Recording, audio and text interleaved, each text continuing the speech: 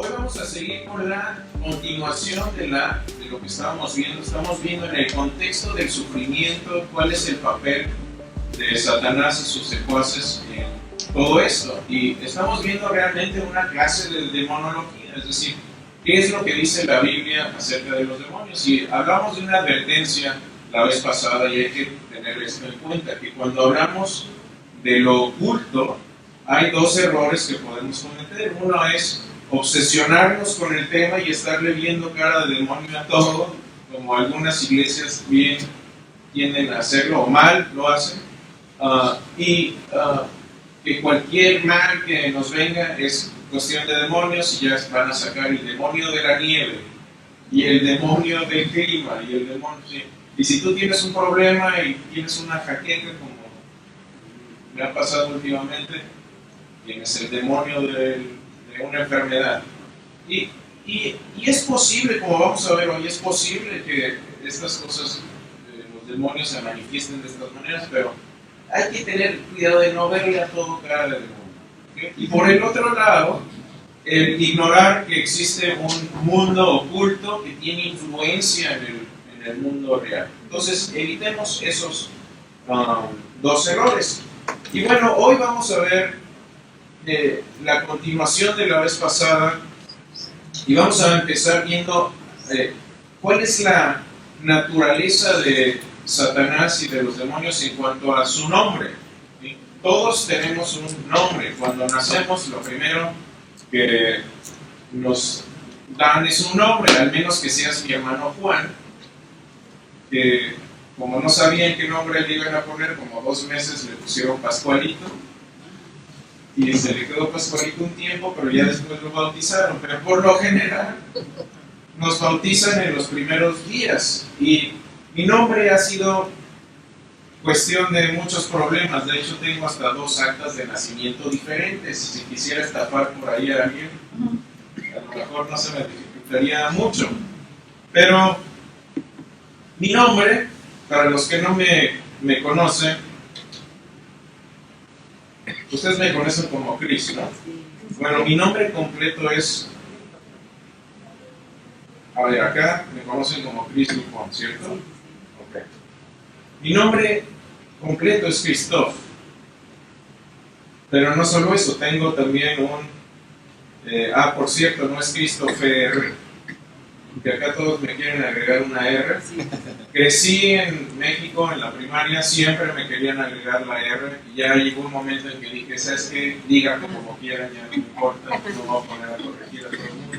Todos los maestros y compañeros me decían Christopher, y me caía mal. Todos los compañeros que me estén viendo, gracias por traumarme por todos esos años. Mi segundo nombre es Antoine, para los que no sabían, y mi apellido materno es Groñar. Ahora, imagínense ustedes crecer con este nombre en una secundaria en México. ¿Ok? No, pues imagínense. Aparte, la traducción de mi segundo apellido, si ustedes abren un traductor, como tengo aquí abajo, del francés al inglés, groñar quiere decir gruñón. Como dicen, cualquier parecido con la realidad es mera coincidencia. ¿Okay? Luego, mis compañeros en vez de Dupont me decían Chupor. Y gruñón, pues imagínense, o también me decían, en vez de groñar, me decían coñac. También cualquier parecido con la realidad, ninguna. No soy alcohólico. Pero luego veo mi nombre y veo el nombre de otros y digo, no me fue tan mal, porque este hombre se llama ¿cómo? Es un jugador de fútbol de Sri Lanka, se llama Vas Parnakulasurariva Patabendigue Ushanta Joseph Caminda Vas. Y le dicen en su casa, ya vas. Y luego veo películas, como las películas de James Bond, y digo, qué padre nombre, ¿no? Te presentas con una chica y le dice, te pregunta, ¿cómo te llamas? Y tú, Bond, James Bond. Así que yo, de ahora en adelante, voy a ser Bond, Blue Bond. ¿Qué te parece?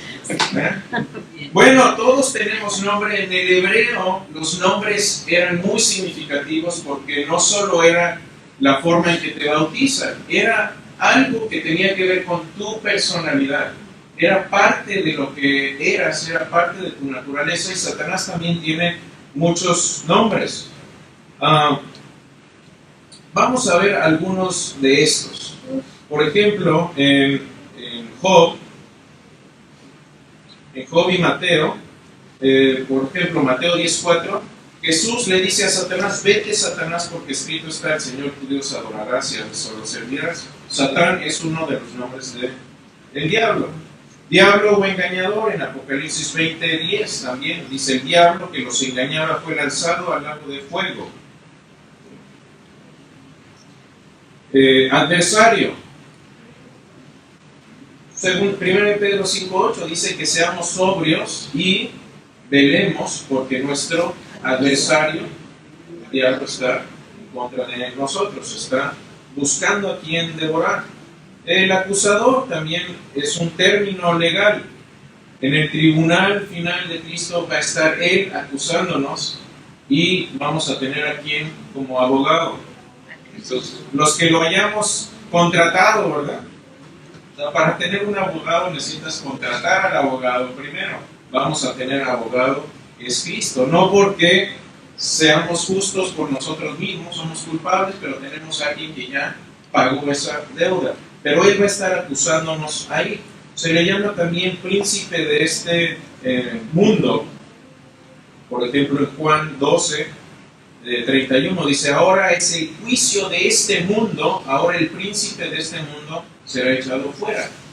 Cuando nosotros y nuestros primeros padres pecaron en esta tierra, ¿qué fue lo que pasó? Perdimos el dominio de la tierra. Nuestro trabajo principal era reinar sobre este mundo, y en el momento en que pecamos perdemos ese derecho. ¿Y quién es el que toma ese derecho? Satanás. Entonces Él es el que está gobernando este mundo. Se le llama también príncipe de las tinieblas, es una raíz griega. En Efesios 6:12, por cierto, Efesios habla mucho de ocultismo, porque en Éfeso había muchos problemas de ocultismo. Y Pablo se topa con todo este mundo, y cuando les escribe les dice esto, les dice, no tenemos lucha contra sangre y carne, sino contra principados, contra potestades, contra gobernadores de las tinieblas de este siglo, contra huestes espirituales de maldad en las regiones celestes. Es una guerra espiritual invisible en el mundo, y Él es el príncipe de las tinieblas. La oscuridad es su medio favorito de operación, y no solo oscuridad literal, sino oscuridad moral. Esa es su forma de operación.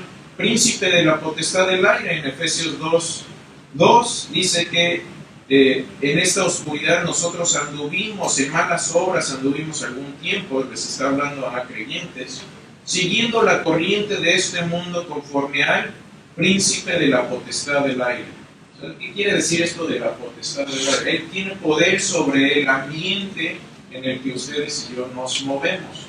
Nosotros no somos dueños del ambiente, del aire en el que nos movemos, y aquí no se refiere a aire físico que respiramos, sino al entorno en el que nos movemos, y está hablando de manera espiritual. ¿Qué otro? Dios de este mundo, en 2 Corintios se le llama Dios de este mundo. Dice que el Dios de este mundo cegó el entendimiento de los incrédulos. Entonces tiene influencia ciega porque es el Dios de este mundo. Él está gobernando este mundo. Ahora, desde luego hay influencia de Dios, hay influencia del Espíritu Santo, pero quien gobierna aquí es Él. Ni ustedes ni yo. Y Dios tiene influencia, pero le ha dado temporalmente el poder de gobernar. Homicida y mentiroso, dice cuando Jesús habla con fariseos, les dice, ustedes son de su padre, el diablo, y los deseos de su padre hacen. Él ha sido homicida desde el principio y no ha permanecido en la verdad. Entonces es homicida y mentiroso. Quiere destruirnos y una de sus armas más efectivas es la mentira. Y les decía la vez pasada, es una mentira que normalmente viene ensanduichada en verdades a medias. O con dos verdades, porque así se la traga uno más fácil.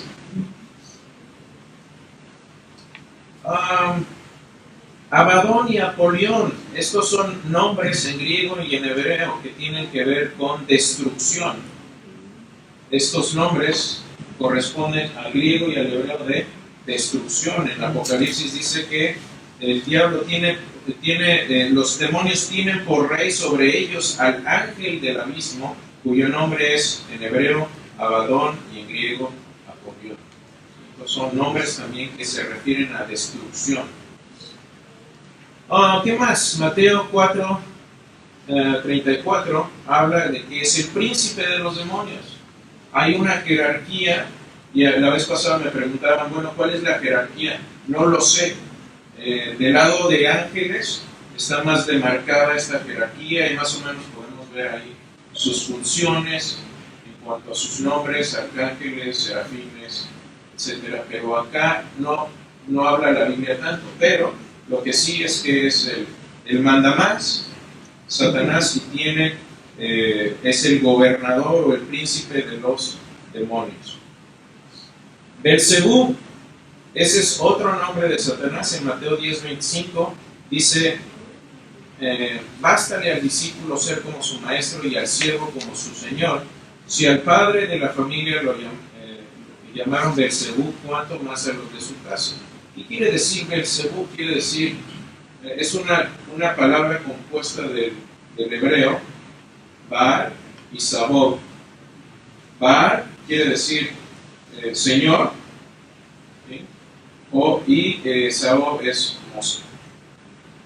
Entonces, el señor de las moscas es una forma en la que los hebreos se referían a dioses falsos.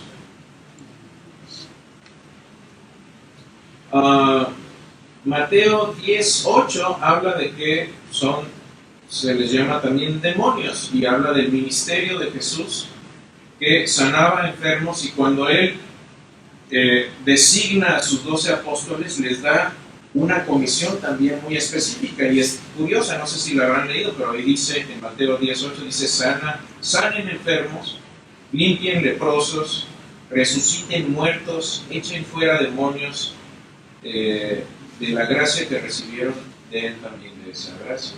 Entonces, parte del ministerio original de los 12 apóstoles era echar demonios y sanar enfermos y leprosos. Y fue parte del ministerio de Jesús también. Vamos a ver un momentito. Se le llama también espíritu inmundo. En Mateo 10:1 dice, entonces llamando a sus 12 discípulos, está hablando Jesús, les dio autoridad sobre espíritus inmundos para que los echasen fuera y para sanar toda dolencia. Entonces, espíritu inmundo es otro término para ellos también. Y espíritu engañador, 1 Timoteo 4:1 dice que pero el espíritu dice claramente que en los últimos tiempos algunos apostatarán de la fe, escuchando a espíritus engañadores y a doctrinas de demonios. Muchas veces cuando escuchamos ideas contrarias al Evangelio, tienen raíces diabólicas.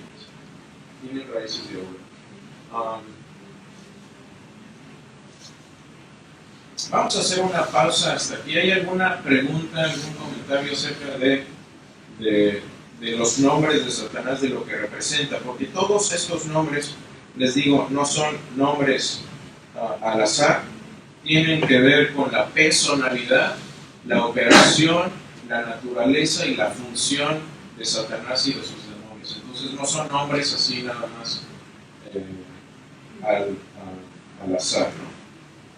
¿Sí está la transmisión por ahí? Sí, claro. Ok.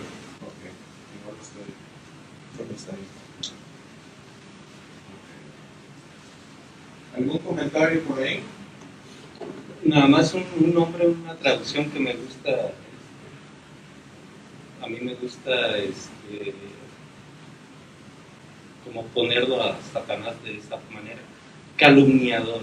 Calumniador, sí, sí. Es una calumnia. Es una mentira para hacer daño a alguien, ¿no? Sí, es asesinato de tu persona moral, ¿no? Sí, y me gusta porque Pablo utiliza esa palabra para decirle a las mujeres, utiliza la palabra diablos. Ah, diablos, sí. Para decirle a las mujeres que no sean calumniadoras, Claro. que no sean diablas. Sí. Sí. O diablos, ¿no? También no se No, está hecho a las mujeres, pero es para todos nosotros. Es para todos nosotros, sí, correcto. Pero me gusta esta y la traducen de esa manera, calumnia. Perfecto. Sí, buena, es una buena sección también de la palabra. Diablos. ¿Alguien más? ¿Algún comentario, pregunta? Están muy calladitos, ¿se tomaron café? Yo estoy con mi café. Salud, disculpen, pero si no, no es cierto. Disculpa. Sí, More. ¿Lucifer es nombre? Lucifer es uno de los nombres en el Antiguo Testamento que algunas traducciones utilizan la palabra Lucifer. ¿Okay? Yo no estoy de acuerdo con esa traducción porque en el hebreo más bien el sentido es lucero de la mañana o un astro muy brillante. ¿Sí? Entonces, yo creo que es debatible si la palabra Lucifer como tal aparece en la Biblia. Yo creo que no. Yo creo que la referencia es más bien a lucero brillante. Entonces, cuando en los pasajes que vimos la vez pasada del Antiguo Testamento se refieren a la caída de Satanás, algunas traducciones, como me parece que en la Reina Valera viene, o en algunas otras, lo han traducido como Lucifer. Y de ahí ponen. Entonces algunos dicen, bueno, antes de su caída, Satanás se llamaba Lucifer, era su nombre angelical, y después cayó. Y ya no estoy muy de acuerdo tampoco con que la traducción sea demasiado fiel al hebreo. Pero es un nombre muy... Claro, apuntando un poco a lo que dices, ya ves que Jesús cuando se presenta a Juan en el Apocalipsis, él dice y escribe esta carta fulano de tal, yo lucero de la mañana. Entonces, sí, es ahí donde sí, tenía un poco y es que está haciendo referencia a esos pasajes en el Antiguo Testamento. Sí, entonces, dice el hermano Rubén Olamendi. Rubén, ¿cómo estás? Dice, tiene preguntas, Rubén, me encanta. ¿Por qué el nombre de Satán en la Biblia hebraica es un adjetivo? En el Nuevo Testamento dice, y en el Nuevo Testamento es un nombre con agente propia. Qué buena pregunta. Vamos a lo mismo, es decir, los nombres en el hebreo eran muchas veces adjetivos, eran descripciones de alguna cosa, eran simplemente adjetivos. Y cuando se les asigna un nombre, se les asigna estos adjetivos a una persona, entonces lo que estás haciendo es unir a la persona con el adjetivo y estás diciendo que esto es parte de su personalidad. Entonces esa es la forma en que operan los nombres hebreos. No es nada más tu designación, ¿sí? No es como un número, es parte de tu personalidad y es parte de la descripción de quién eres. Por eso el adjetivo se une a la persona y entonces ya es tu nombre y es parte de tu personalidad. Y es lo que sucede. Y lo mismo lo vemos cuando vemos nombres de caudillos, de personajes de la Biblia, etc. Vemos esa misma relación. Buena pregunta. ¿Alguna otra por ahí? ¿No? Ok, vamos a continuar. Seguramente van a salir cosas más interesantes ahorita que veamos. ¿Cuáles son las obras generales de Satanás y sus demonios. ¿Cuál es su forma de operar? ¿A qué se dedican? ¿Cuál es su, como diríamos, cuál es su chamba? ¿Cuál es su trabajo? ¿A qué están dedicados todo el tiempo? Y bueno, en resumen, están en contra de Cristo y de la iglesia. Eso es lo que dice en Mateo 16:18. Dice, yo también te digo que tú eres Pedro, sobre esta roca edificaré mi iglesia y las puertas del Hades no prevalecerán contra ellas. ¿A qué se refiere a las puertas del Hades? Hades se refiere a la muerte. Entonces la muerte no va a tener dominio sobre la iglesia. La iglesia está fundada sobre Cristo que resucitó y esa vida es la garantía que tenemos para la eternidad. Entonces por eso la muerte, que es lo que quieren los demonios promover en nuestro mundo, no va a tener dominio. Están en contra de toda la humanidad. Dice la Biblia que Satanás es nuestro adversario y está buscando a quien devorar. Eso es lo que dice este pasaje. Como un león rugiente, está buscando a ver quién está débil para... Y esta alusión a un león rugiente, ¿contra quiénes va un león rugiente cuando va a buscar a quien devorar en una manada? A los más débiles, a los que se rezagan, a los que están enfermos, a los que tienen... Intentan desmentir y destruir el Evangelio. Una pausa, ¿qué es el Evangelio en una frase? ¿Quién me puede decir? El Evangelio es Buenas nuevas de salvación. Es buenas poder de nuevas de Dios. salvación, un poco más específico. Es poder de Dios. Poder de Dios más específico. Si alguien que nunca ha abierto una Biblia les dice, ¿qué es el Evangelio? La palabra. La palabra. La palabra de Dios. ¿Qué más?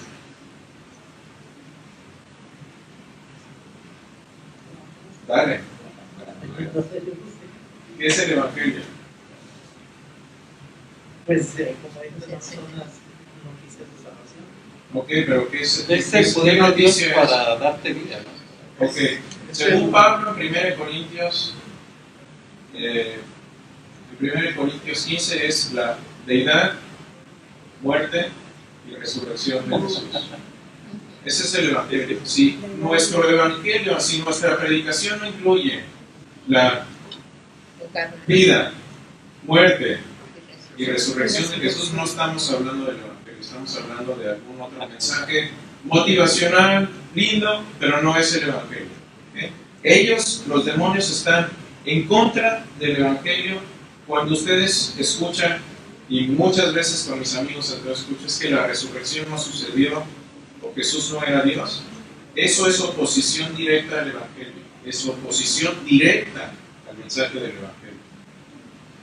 Y por eso mucho de lo que he dedicado tiempo a estudiar son esas dos cosas, la deidad de Cristo y la resurrección de Jesús. Sin esas no hay Evangelio. Y si no predicamos eso, no estamos hablando de Evangelio. Mienten y enseñan falsa doctrina. Eso es otra forma de desmentir el Evangelio. Si estás enseñando, y es lo que les digo, muchas veces estas iglesias que promueven otros evangelios, se oye muy bien. Se oye como que me gusta cómo predica este hombre. Pero cuando uno le empieza a quitar la paja, termina uno sin nada, porque era pura paja. Entonces yo no tengo problema en motivarlos, en animarlos, pero si en el fondo no está el Evangelio, estamos perdiendo el tiempo. Es un lindo mensaje motivacional dominguero, y en eso se quedó. Entonces eso es lo que promueven falsa doctrina. 1 Timoteo 4:1 dice, pero el Espíritu dice claramente que en los últimos tiempos algunos apostatarán de la fe, lo acabo de leer, siguiendo espíritus engañadores y doctrinas de demonios. Entonces el engaño es su principal trabajo.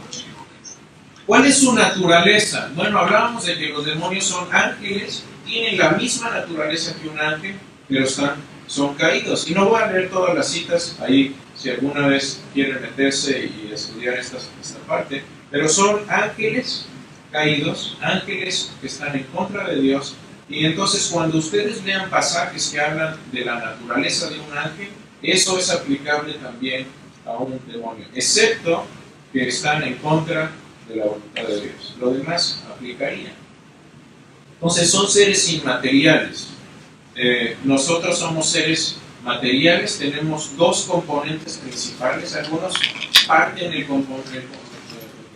estos componentes un poco más, pero tenemos un cuerpo y un espíritu, o alma, o yo los junto. Algunos me preguntan, a ver, ¿qué es el alma y qué es la mente y cuál es el espíritu? Yo los agarro los tres y los pongo en un solo, porque yo naturalmente no veo una diferencia. Alma, entre... cuerpo y espíritu. Sí, pero la mente también es parte de eso. Alma, cuerpo y espíritu sí son cosas muy distintas. Espíritu, alma y cuerpo.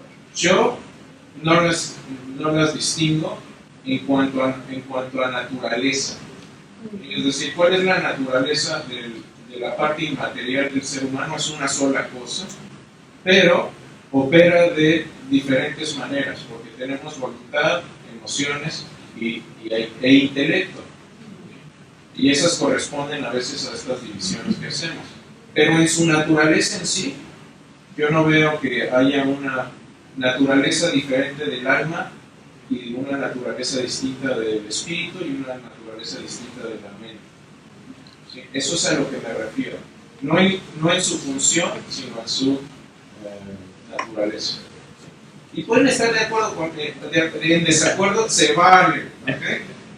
Se vale, no hay ningún problema. Algunos teólogos hacen esa diferencia. Para mí es mucho más simple decir hardware y software, soy ingeniero. ¿Sí?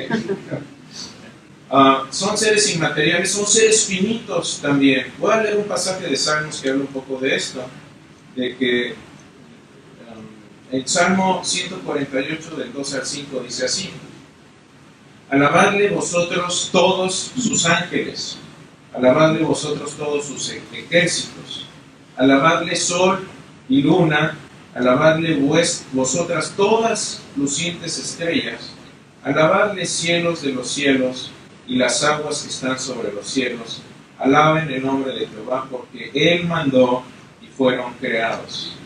Entonces, hace el salmista una serie de alabanzas y dice que le adore todo lo creado, y dentro de estas cosas creadas incluye a los ángeles. Por lo tanto, como los demonios son ángeles caídos, son seres también creados.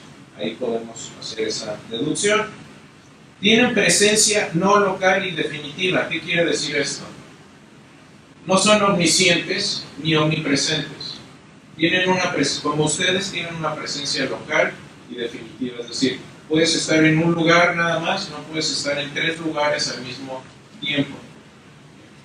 Ahora, Satanás sabe muchas cosas, pero no sabe todo, y no sabe tampoco todo lo que haces, al menos que estés ahí, que esté él ahí, o al menos que otro demonio le informe de lo que está pasando. El problema para nosotros es que Satanás tiene muchos informantes y sabe muchas cosas. Por eso cuando hablamos de estas cuestiones de ocultismo y de futuro y de adivinación y todas estas cosas, uno dice, wow, me leyeron las cartas o la mano y me dijo muchas cosas ciertas. Cuidado con eso. Sí, Satanás sabe muchísimas cosas y conoce la naturaleza humana y puede predecir qué es lo que va a pasar. En muchos sentidos tener razón, pero eso no significa que sea omnisciente ni omnipresente. Tienen una presencia local y definitiva. Y sus voluntades están alineadas en contra de Dios. Eso ya lo hemos hablado bastante. Ahora, tienen actividades también relacionadas con la verdad. Nosotros como creyentes estamos fundados sobre la verdad.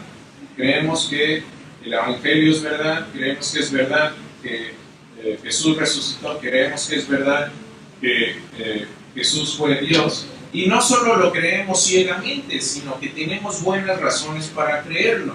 Pero estas verdades son opuestas a lo que los demonios quieren que se propague. Entonces, su trabajo principal es estar opuestos a la verdad. Y pueden aparecer como imitadores y engañadores. Según de Corintios 11 dice que no es maravilla que el mismo Satanás se disfrace como ángel de luz. Entonces no vamos a ver la operación de los demonios como algo desagradable, al contrario, lo vamos a ver como algo fascinante, algo atractivo, algo bueno, algo... ¿sí? Esa es su forma de operación en contra de la verdad. Ofrecen conocimiento divino falsificado. Esta me encanta porque es un trabajo que hacen de manera muy, muy efectiva ellos. Han escuchado hablar de... A ver, ahora en algunas iglesias, voy a criticar un poco a la iglesia con todo respeto, pero ya pasamos de haber pastores y ya le subieron un gradito, ¿no? Y luego hay apóstoles. Y luego ustedes díganme, arriba de... Porque luego ya hubo demasiados apóstoles y le tuvieron que subir una rayita. ¿Han oído? Arcángeles, ahora son el arcángel. Sí, de verdad. Y le van subiendo así rayitas. ¿Y qué es lo que hacen estos falsos evangelistas? Te dicen, te van a decir algo así. ¿Sabes qué? Tú necesitas escucharme, seguirme, y yo tengo mayor autoridad que tú, porque yo estoy más cerca de Dios, y al estar más cerca de Dios, tengo más conocimiento que tú. Y tengo esta relación especial con Dios que tú no tienes, y yo recibo este conocimiento especial de Dios. ¿Le suena esto algo que sucedió en el siglo II? Se llama gnosticismo. Y fue un movimiento muy, muy fuerte. De hecho, en primera y segunda y tercera de Juan se ven tintes de un poco de gnosticismo. Y es esta idea de que yo tengo conocimiento especial que ustedes no tienen. Por cierto, una vez llegó, ahorita te doy la palabra. ¿Cuál es su nombre? Lo divino. Lo divino, ahorita te doy la palabra. Se me ocurrió algo ahorita y estoy desmemoriado, si no se me va a olvidar. Sí. Pero hace tiempo llegó, y algunos de aquí saben quién es, llegó una persona y me dice, ¿sabe qué? Dios me dijo anoche que muchos de los de su clase se van a ir al infierno. Sí, y le digo, y lo primero que le digo, oiga, páseme la lista, y para empezar, me gustaría saber si estoy yo en la lista y yo también. Sí. ¿Qué es eso? Son estas ideas. Tiene conocimiento divino falsificado. Nadie sabe quién se va a salvar o no, sino Dios, y tal vez uno mismo. Nadie más lo sabe. Pueden ofrecer poder divino falsificado. Pueden hacer prodigios, pueden hacer milagros, pueden hacer cosas que parecen que vienen de Dios, pero no vienen de Dios. Pueden hacer cosas muy, muy prodigiosas, y aquí está todo el movimiento de ocultismo en cuanto a eso. Entonces hay todo un movimiento satánico que ofrece poder divino y ofrece conocimiento divino. Es muy común que los demonios utilicen nuestras emociones para atraernos al oculto. Gente que pierde un ser querido y que quieren contactarlo porque algo se quedó inconcluso. Eso es muy común. Y que la Biblia condena categóricamente el tratar de acceder a los muertos. ¿Por qué? Hebreos 9:27. Está establecido que el hombre muera una sola vez y de ahí al juicio. No hay muchas vidas, no hay reencarnación, lo siento para los que creen en eso. Hay apariencia de reencarnación, hay apariencia de vidas pasadas, pero todo esto es, detrás de todo esto hay movimientos ocultos. Entonces un demonio puede personificar a alguien que haya muerto y jugar con la agüita y jugar con nuestras emociones.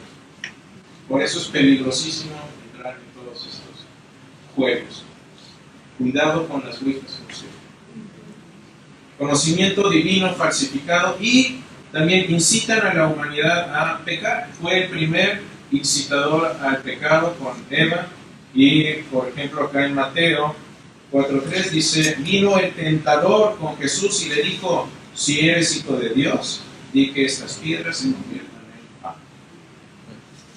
Entonces viene en el momento de mayor debilidad, viene cuando Jesús ya tenía 40 días ayunando, que estaba hambriento, y viene en su momento más débil y dice, si eres hijo de Dios, que lo es, claro que lo es, entonces di estas piedras que se conviertan en pan.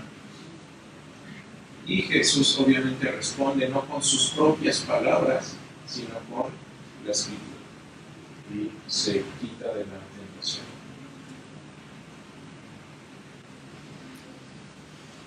Otras actividades acusan al humano ante Dios. Lo hemos visto en varios pasajes. En Job, en Zacarías viene otro pasaje similar.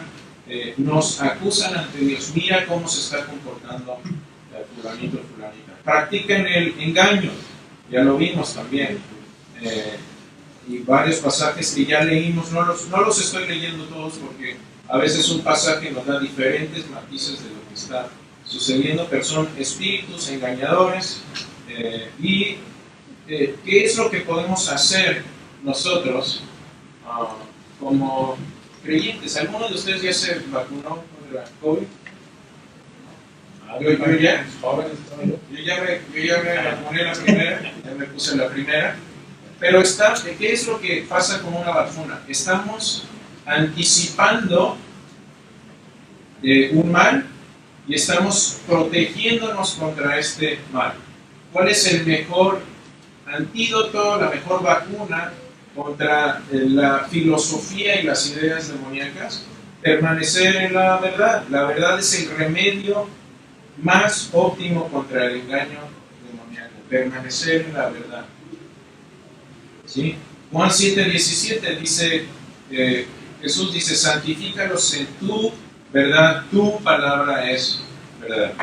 Entonces, al estar expuestos constantemente a la verdad, a la escritura, a las verdades básicas del cristianismo, del evangelio, estamos promoviendo esta vacuna contra la mentira que vamos a escuchar de su parte. Filipenses 4:8 dice, todo lo que es verdadero, en eso pensar. Pensemos en todo lo que es verdadero, todo lo noble, todo lo bueno. En eso tenemos que estar meditando, pensando, llenando nuestra mente de eso. Perdón, la pregunta se me fue. Ya ves que estoy desmemoriado. Otro café, un poco más de café. Sí, mi pregunta era, hermano, entonces no hay, en estos tiempos no hay verdaderos apóstoles. Buena pregunta. La palabra apóstol significa mensajero. ¿Okay? Entonces, en ese sentido, todos somos apóstoles. ¿Okay? Pero hubo una designación especial de 12 apóstoles que Jesús designó, que tuvieron tuvieron poder especial en ese momento por el contexto que vivían y fueron enviados directamente por Jesús.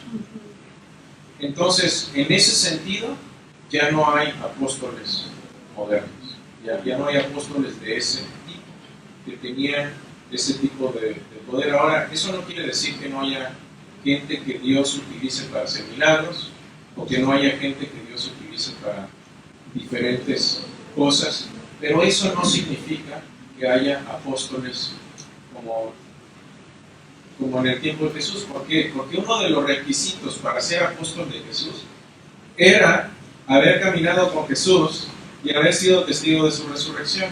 Entonces yo no conozco a nadie vivo hoy que cumpla esos requisitos y menos otros que podemos ver en Hechos cuando se elige a Matías como reemplazo de Judas Iscariote. Entonces, cuando alguien se me presenta y me dice soy apóstol, ya una bandera roja se me prende así como que okay. Si tengo un artículo, por cierto, en mi blog, Veritas Ciudad, que habla de si hay apóstoles modernos. Entonces, yo no quiero ninguna designación de ese tipo. Me gusta ser llamado hermano por mi nombre. Dupont. Así me pueden decir con todo. Sí, gracias. Buena pregunta. Esto que está comentando la hermana estamos comentando ahorita es casi, creo yo al menos, sáquenme del error. Sí. Es como los profetas, ¿no? A ese nivel que claro, estoy diciendo que no hay apóstoles, igual los profetas. Sí, En los ese profetas. tiempo había profetas porque así era necesario, porque Claro. Dios tenía que darles directamente el mensaje para que lo dieran al pueblo, porque no estaba escrito, no había el canon bíblico. Y hoy que tenemos, dice la misma palabra, que hoy que tenemos la palabra profética más segura. Entonces, la palabra de Dios ya no hay necesidad de Sí, profeta, porque aquí está la profecía más segura. Exactamente, estoy Pero muy, creo yo muy de acuerdo. Es perfectamente análogo a los profetas antiguos a los de ahora. Y a mí cuando me dicen, no, es que tengo este conocimiento, o Dios me habló, entonces mi respuesta, o lo que pienso inmediatamente es esto, y esto lo decía creo Jonathan Edwards, un gran teólogo inglés, decía, si tus revelaciones personales coinciden con la Escritura, son superfluos, es decir, sobran. Y si no coinciden, son falsas. Entonces, yo no niego que Dios pueda revelarse de manera personal a alguien para confortarte, para ayudarte, para bendecirte, sí. Pero cuando a mí ya me dicen, es que Dios me habló y no digo que no pueda suceder, pero tomemos eso con un poquito de escepticismo y siempre cotejarlo con la Escritura. A ver, si me llegan 3 personas que no se conocen y me dicen lo mismo y Dios me dijo, ok, aquí hay algo interesante, ¿no? Y si coincide con la Escritura o no es opuesto por lo menos a la Escritura, ya escucharía tal vez. Y me ha pasado, me ha pasado, ¿ok? Una vez en una taquería de todos lados en Baja California, de los famosos tacos de pescado, la cajera eran cristianos, los dueños de esa taquería, un carrito que lleva como 40 años ahí, y me dice, ¿usted es pastor? Yo, no, lo va a hacer. Yo me reí un poco y al año siguiente me ordenaron. Entonces, son cosas que, a ver, yo soy muy escéptico de eso, pero también me ha pasado, entonces no lo descarto. ¿Sí? Ese tipo de cuestiones gnósticas de conocimiento también a veces viene muy alentado por ciertas escuelas que hay, sobre todo de iglesias muy famosas con un alto nombre. No voy a decir nombres, pero tienen sellos periódicos. No, hasta eso, ellos no tienen ese tipo de escuelas. Uno en California, allá en California. Sí. Entonces también escuchamos un podcast donde narraban gente que salió de esa escuela, que ellos quieren servir al Señor, etcétera, etcétera. Pero, curiosamente, en una de las clases supuestamente se les tenía que designar un ángel. Y muchos pues no tuvieron su ángel y pues se sintieron que estaban descalificados por el Señor hasta que encontraron una iglesia que se predicaba la Escritura y dijeron, o sea, esto no es bíblico, ¿no? Porque ahora han iniciado un movimiento para ayudar a esas personas a que salgan de ellos. Y es muy triste, o sea, yo tengo mucho contacto con gente en línea y cristianos en línea que vienen y me hacen preguntas de cosas que pasan en sus iglesias. Y hay veces que tengo que ser muy honesto, decirle, mira, puedes confrontar a tus líderes de manera muy respetuosa y decirles, creo que esto no viene en la Escritura, me pueden explicar cuál es su perspectiva. Y si no están dispuestos a cambiar, yo les digo, ¿sabes qué? Perdóname, pero este mito de que crece donde fuiste plantado, pues crece, pero si hay mala tierra, mejor vete y plántate en otro lugar. Entonces, hay que tener cuidado. En línea ahí tenemos alguna pregunta. Ya adelantamos un poco el tema, pero la hermana Tania Pérez dice que si en un canto cristiano se hace referencia a estrella de la mañana, deberíamos tener cuidado con eso, haciendo referencia al lucero de la mañana que mencionaste. Claro, sí, claro, porque se puede confundir, ¿no? Entonces, el que hablemos en un canto o en una alabanza de lucero de la mañana, no se vaya a confundir con la designación que se le dio a Satanás antes de su caída. Sí. Entonces, sí, buena. Okay. Y una vez más el hermano Rubén pregunta si en la mitología griega, cuando hace referencia al Hades, cuando dice que era el dueño de ese lugar, según la mitología griega, donde se castiga o se premia a los seres humanos, que si ese mismo Hades de la mitología griega es el Hades que se menciona en la Biblia. Sí, buena pregunta. No es el mismo. Se utiliza el mismo nombre porque esa es la transliteración que utilizan del hebreo al griego. Y el Hades, en términos hebreos, puede significar dos cosas. La morada de los muertos antes del juicio, o puede significar simplemente muerto. Entonces, para los hebreos, generalmente, cuando alguien moría, iba ya sea al seno de Abraham o al Hades, ¿okay? Pero ambos están en un lugar de muerte espiritual, de muerte física. Entonces eso es lo que se traduce como Hades, es lugar de muerte. Y ya en el Nuevo Testamento se define más el término como la presencia de Dios o separado de la presencia de Dios antes del juicio. ¿Alguna otra? Bueno, termino. ¿Sí? Rapidito un comentario nada más. Sí, tiene que ver con lo que me comenté, la pregunta de la hermana. El movimiento de los apóstoles y profetas ¿Cuál de todos? El de generalizando todo. Yo estaba viendo un poquito acerca de eso, o leí un poco hace unos años, y básicamente pues los apóstoles fueron los que pusieron el fundamento después de nuestro Señor Jesucristo, las Escrituras, el Nuevo Testamento. Y entonces, si nos vamos realmente a lo que estas personas en estos movimientos tratan de hacer, es decir, nosotros tenemos autoridad también y agregar. Claro, y si realmente te pones a ponerle oído, es lo que están diciendo. Sí. Pedro, Pablo dijeron esto, pero a mí también se me reveló esto. Sí, yo soy sucesor de ellos. Exactamente. Y tengo derecho a autoridad por encima de lo que ellos. Eso es una blasfemia. Exacto. Buena. Ok. Decíamos también que conoceremos la verdad y la verdad nos hará libres. Hay que estar puestos sobre la verdad. Y Romanos 12, 1 y 2 dice que transformemos nuestra mente con la renovación de nuestro entendimiento. ¿Cómo renovamos nuestra mente? Estando en meditación en las cosas de Dios, en la palabra de Dios, etc. Y derribemos argumentos. Según de Corintios 10, 5 dice que derribemos argumentos que se oponen a la verdad, a las verdades de Dios. Entonces, cuando alguien me dice es que no hay que discutir, no hay que pelearse, pero las discusiones respetuosas hay que tenerlas. Y yo, no sé ustedes, pero yo cuando leo a Jesús y a Pablo, discutieron muchísimo. ¿Ok? Así que, como dicen acá, WWJD, ¿no? Quiere a Jesús. Vamos rápido al tema. Tenemos 9 minutos escasos para hablar la cuestión de algunos efectos de los demonios en el ser humano. Y voy a ir rápido con esta parte.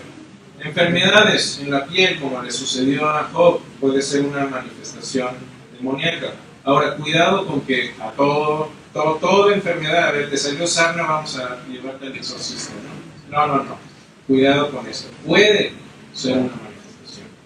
Actos destructivos irracionales, ¿no? Cuando vemos ahí la historia del endemoniado Gadareno, era totalmente irracional, violento, se paseaba en los sepulcros, estaba desquiciado, irracional. Sordera y pérdida del habla. Muchos exorcismos que hizo Jesús, los exorcizaba y empezaban a hablar o a escuchar. Efectos también, ataques de tipo epilepsia. Una persona puede verse como epiléptica y eso es algo que me sucedió en Mozambique, en África. La persona con que estábamos hablando, empezamos a orar y se tiró al suelo y se empezó a como ataques de epilepsia. Primero se le fueron los ojos para atrás y yo quise salir corriendo, pero pusimos a orar, pero eso es un tipo de manifestación. Ceguera, ¿sí? Dolor tormentoso también, dolores y ceguera son parte de estas situación. Locura. Puede uno parecer demente, puede tener enfermedades físicas, como por ejemplo la mujer que hacía 18 años que estaba encorvada, y no se podía enderezar. Jesús la sana de esa dolencia. Puede dar fuerza física sobrenatural. Y dicen aquí que el endemoniado gadareno lo ataban con cadenas y la rompían. Y posiblemente asumen forma física. Un ángel puede asumir forma física, pero mi perspectiva, muchas veces me han preguntado, ¿puede un ángel tener relaciones sexuales con un humano? Y mi respuesta a esto es, creo que no, ¿ok? Porque no son seres espirituales, y que se manifiesten de manera física no significa que tengan toda la anatomía humana necesaria para la concepción. Entonces mi perspectiva es que no, porque la Biblia simplemente no habla de eso. Entonces creo que hay que ir ya más allá de eso. Sería un poco salirnos de la Biblia y un poquito de la especulación. Si están en desacuerdo, como les digo, la Biblia no es clara, no hay ningún problema, no me voy a enojar. Sí, pero la Biblia en el Antiguo Testamento no habla de que los hombres se juntaron con sangre.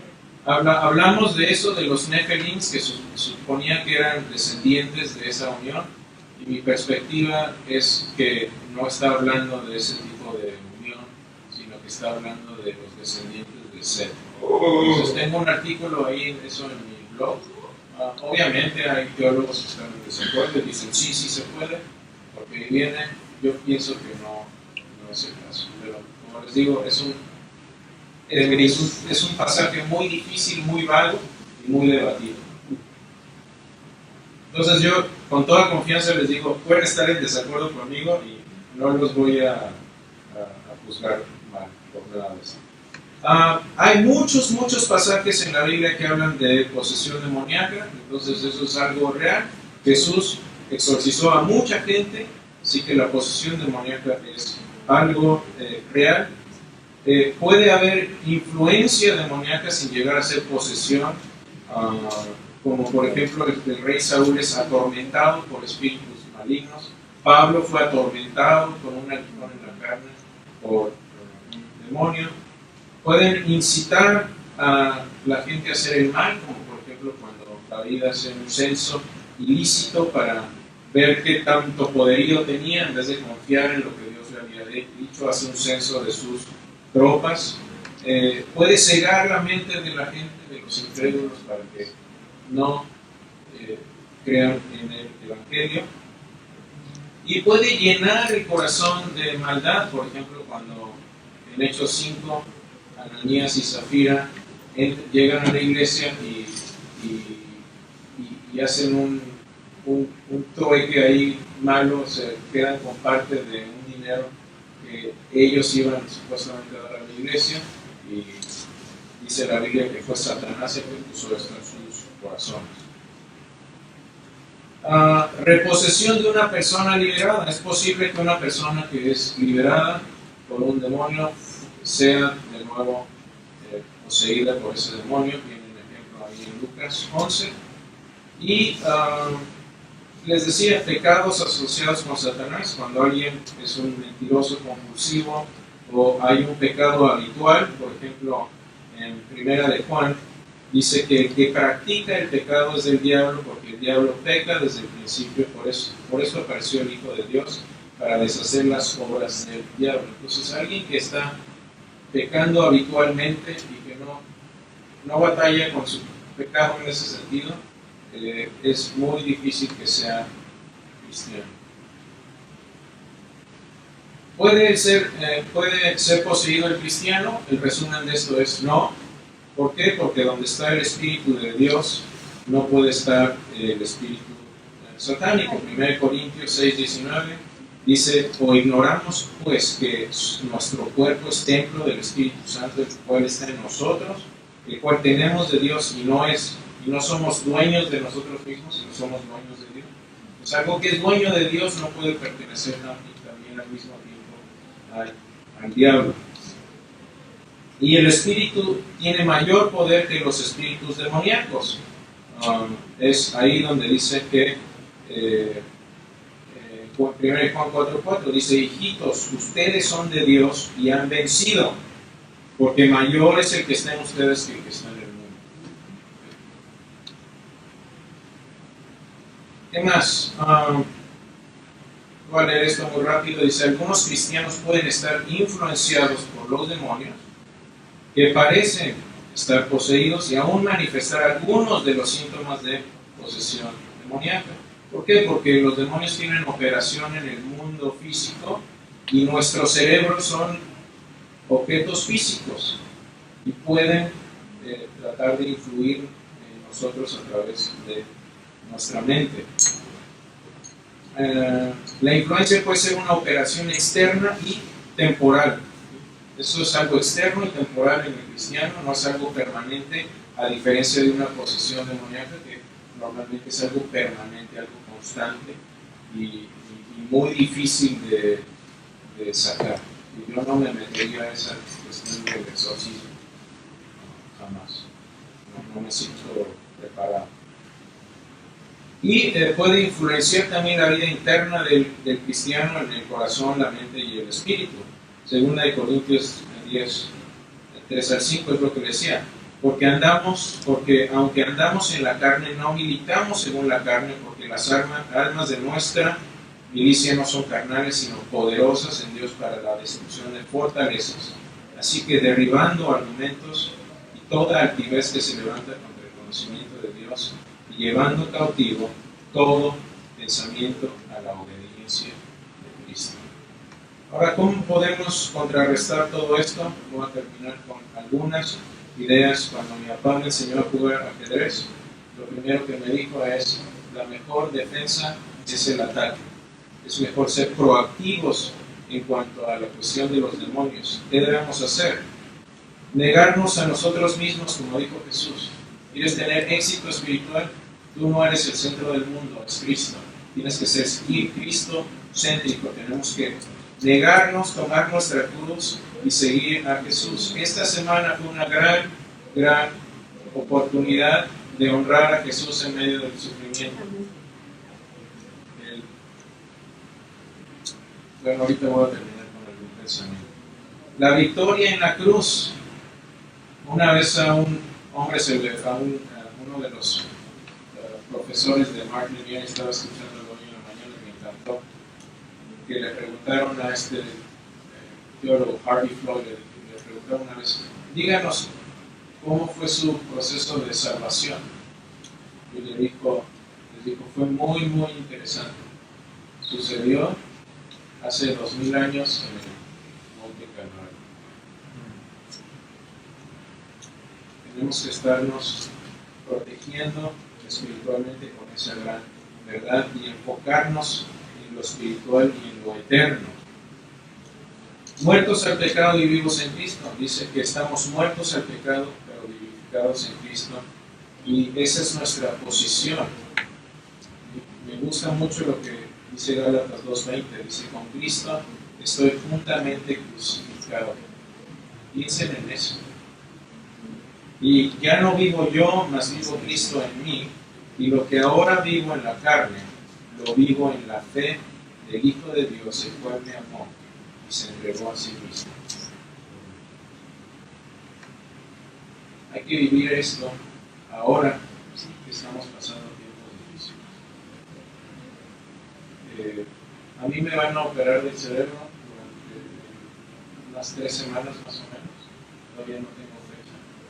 Pero cuando hablé con el doctor y salí, sí, me dio miedo, me sentí triste, pero fue una gran oportunidad para decirle: Dios, te sigo amando y acepto esto. Viene de bien. Acepto que esto va a suceder. Y con lágrimas en los ojos podemos decirle al Señor: Señor, yo no sé por qué está pasando esto, pero te sigo amando. Y esa es una gran humillación, para toda la potestad oscura que nos mueve. Amén. ¿Nos ponemos de pie? Señor bendito, gracias por la oportunidad de honrarte en medio del sufrimiento, a pesar de que estamos pasando tiempos difíciles, poderte decir, Señor, te sigo amando. Señor, sigo enraizado en la esperanza de la resurrección